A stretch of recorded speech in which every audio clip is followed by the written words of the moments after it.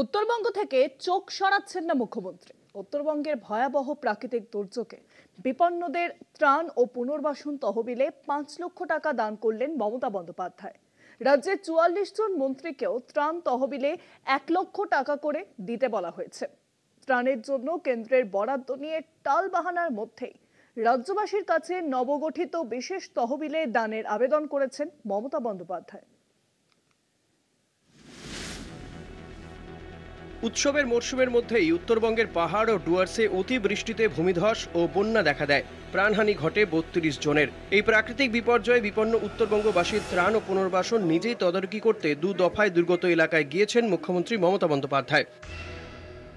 রাস্তাঘাট পরিকাঠামো সহ ক্ষয়ক্ষতির পাশাপাশি বহু পরিবার বাস্তুচ্যুত হয়েছে। সেই বিপুল ধ্বংসের মোকাবিলায় আর্থিক সংস্থান আরও মজবুত করতে বিশেষ ত্রাণ তহবিল গঠন করল রাজ্য সরকার, যেখানে সাধারণ মানুষ থেকে শুরু করে শিল্পপতি ও কর্পোরেট সংস্থা সবাই অর্থদান করতে পারবে। বুধবার দার্জিলিংয়ের লালকুঠিতে প্রশাসনিক পর্যালোচনা বৈঠক করেন মুখ্যমন্ত্রী। সেখানে তিনি বিশেষ ত্রাণ তহবিলে 5 লক্ষ টাকা দানের কথা আনুষ্ঠানিকভাবে ঘোষণা করেন। মমতা জানান, তার লেখা বইয়ের রয়্যালটি এবং গানের সিডি থেকে পাওয়া টাকা দিয়ে তিনি এই অনুদান দিয়েছেন বলে জানান। ডিজাস্টার ম্যানেজমেন্টের একটা অ্যাকাউন্ট আমরা খুলেছি। একই সঙ্গে তিনি জানান, রাজ্যের 44 জন মন্ত্রী ত্রাণ তহবিলে 1 লক্ষ টাকা করে দেবেন।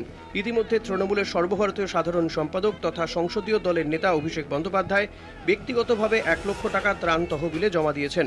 উত্তরবঙ্গের এত বড় বিপর্যয় সত্ত্বেও কেন্দ্র কোনো রকম আর্থিক সহায়তা করেনি। তার মধ্যেও রাজ্য সরকার ত্রাণ ও পুনর্বাসনের কাজ অব্যাহত রেখেছে বলে জানান মুখ্যমন্ত্রী। সেই লক্ষ্যে বিশেষ তহবিল গঠন করে অর্থ সংগ্রহের ডাক দিয়েছেন মুখ্যমন্ত্রী স্বয়ং। কলকাতা টিভি।